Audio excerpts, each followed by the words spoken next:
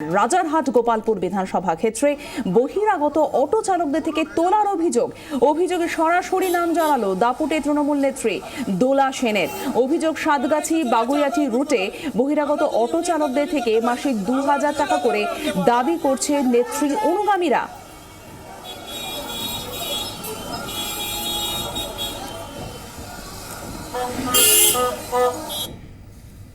এবং আমরা ১১৭-র বাইরে বলে আমাদের মিনিমাম ২৫-৩০টা ড্রাইভার আমাদের থেকে জোর করে দিতে হবে, না হলে গাড়ি চালাতে পারবো না। ২০০০ টাকা করে চেয়েছিল, আমরা ১০০০ টাকা দিয়েছি, তাও কেউ সুদে নিয়েছি, আমি নিজে সুদে ১০০০ টাকা ধার করে দিয়েছি। আর যারা সিপিএম করে পার্টি, আমার যেটা মনে ভালো লাগবে আমি তাকে করবো, সিপিএম পার্টি করে সেই সব গাড়িগুলো বন্ধ।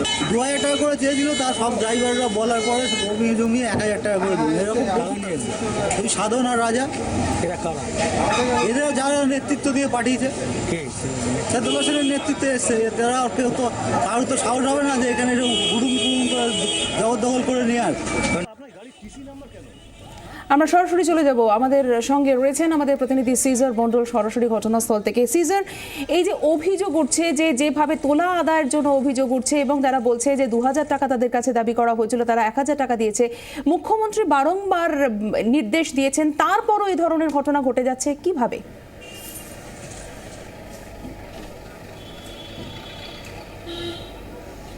দেখো, বাগুইয়াটি সাতগাছি রুটে প্রায় ৯৪টা অটো আছে এবং সেটা ২০০৯ থেকে অ্যাফিলিয়েটেড তৃণমূলের যে শাখা, সেই আইএনটিটিইউসিতে কিন্তু অ্যাফিলিয়েটেড। তারপরও যেটা অভিযোগ, এখানকার অটো চালকদের মধ্যে যারা রাজারহাট বিধানসভা ক্ষেত্রের বাইরের বাসিন্দা, তাদের কাছে জুন মাসের শুরুতেই হঠাৎ করে দুজন আসে, তারা নিজেদের দোলা সেনের অনুগামী দাবি করে এবং তারা দাবি করে যে দোলা সেন তাদের এই অটো ইউনিয়ন দেখতে দায়িত্ব দিয়েছেন এবং তারপরই তারা বলে যে যারা রাজারহাট বিধানসভা ক্ষেত্রের বাইরের বাসিন্দা, যে সমস্ত অটো চালক এবং যাদের অটো রয়েছে, তাদের এই রুটে অটো চালাতে দেওয়া হবে না।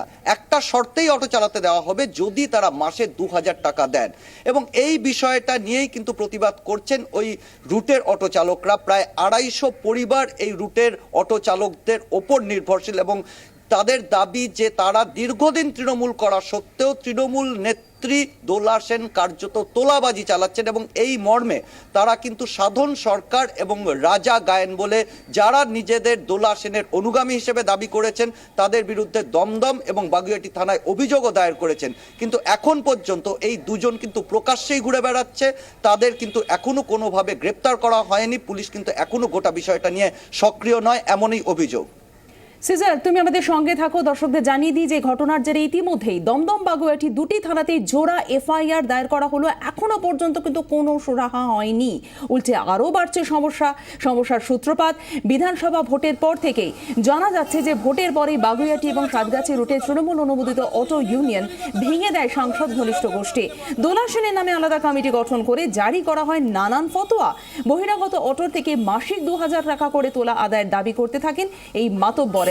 এমনটাই অভিযোগ অটো চালকদের অধিকাংশের। শুধুই তাই নয়, যে সমস্ত চালক তৃণমূলের সমর্থক নন, তাদেরও অটো চালাতে দেওয়া হবে না বলে জারি করা হয়েছে ফতোয়া।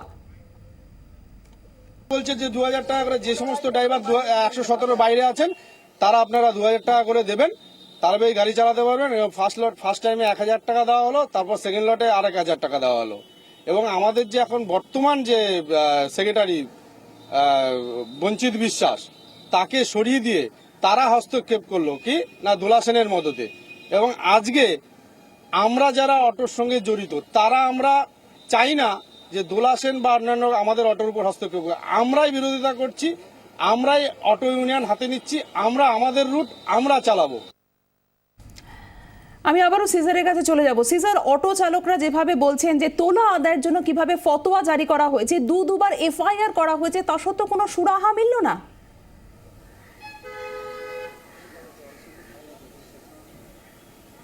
দেখো, সুরাহা হয়নি এবং তার থেকেও বড় কথা সঞ্চিতা, তুমি যদি এই অটো চালকদের যে বয়ান তারা দিলেন, তাতে একটা জায়গা খুব স্পষ্ট।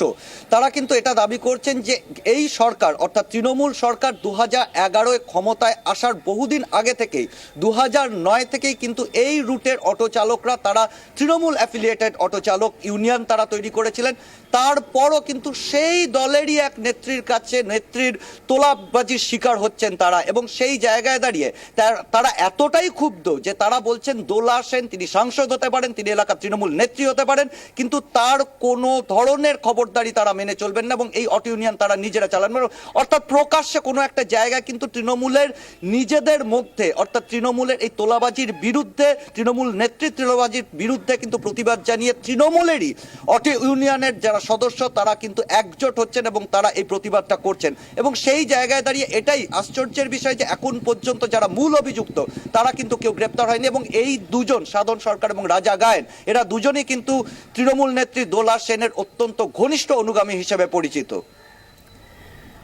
সিজা, তোমাদের সঙ্গে থাকো, দর্শকদের জানিয়ে দিই যে চূড়ান্ত সমস্যা, সেই চূড়ান্ত সমস্যা হলো কিন্তু নেত্রীর ভয়ে এতদিন মুখ খোলেননি চালকরা।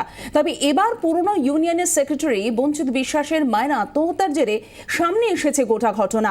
আগের কমিটির সঙ্গে যুক্ত থাকায় গত 2 মাস ধরে বঞ্চিতবাবুকে অটো চালাতে না দেওয়ার অভিযোগ উঠে এসছে। বঞ্চিতবাবুর দাবি যে একমাত্র আয়ের উৎস বন্ধ হয়ে যাওয়াতে কার্যত পথে দাঁড়ায় গোটা পরিবার।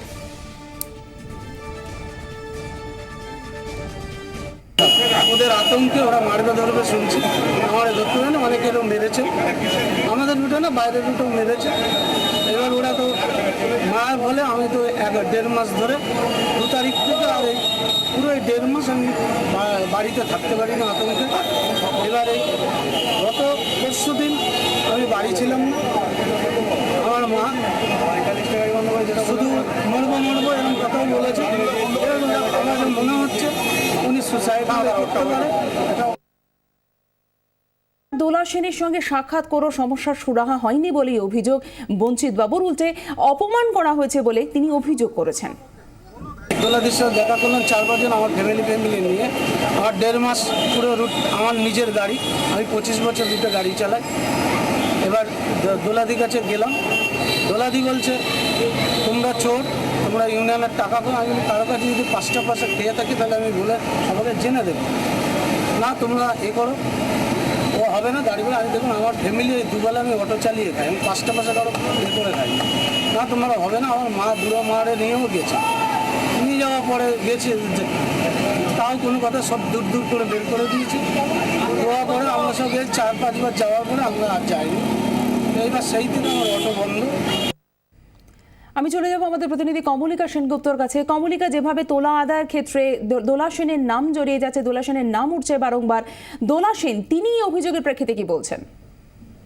তিনি প্রশ্ন করেছেন যে তার বিরুদ্ধে কোথাও লিখিতভাবে কোনো অভিযোগ হয়েছে কিনা, এবং তারপরেই তিনি বলেছেন যে যদি কোনো অভিযোগ থাকে তাহলে আইনের পথে চলবে, এবং এই ব্যাপারে এর থেকে বেশি তিনি আর কোনো মন্তব্য করতে চাননি। অর্থাৎ তিনি বলেছেন যে তার বিরুদ্ধে যদি কোনো অভিযোগ থাকে তাহলে আইনের পথে চলবে, এর থেকে বেশি তার মানে কোর্টের ব্যাপারে বা এইসব ব্যাপারে কোনো মন্তব্য নেই। ধন্যবাদ কমলিকা। আমি আবার একটু সিজারের কাছে চলে যাব। সিজার, ইতিমধ্যেই দোলা সেন তিনি কিন্তু বলছেন যে আমার বিরুদ্ধে যদি কেউ অভিযোগ করতেই পারে কিন্তু আইনের অনুযায়ী চলবে, এবং বঞ্চিত বাবু তিনিও বলছেন যে অভিযোগ তিনি জানিয়েছেন কিন্তু সমস্যার কোনো সমাধান হয়নি, বরং তাকে অপমানিত হয়েছে, পাশাপাশি এফআইআর করা হয়েছে। তাহলে সমস্যার সমাধান কিভাবে হবে? দলনেত্রীকে কি তারা জানাবেন বলে মনে করছেন?